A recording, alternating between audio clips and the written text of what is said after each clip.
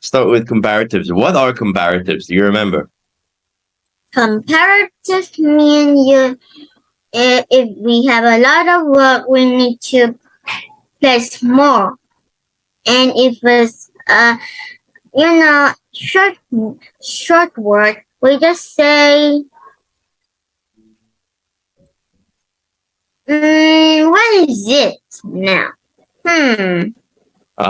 So remember, comparatives is to say something is a little more than something else, like you're comparing one thing to another. For example, the comparative for big is bigger than.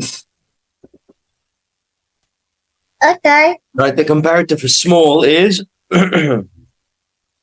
Smaller than. that's right.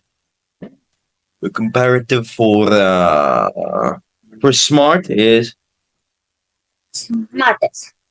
what? Smartest. No, smarter, not smartest.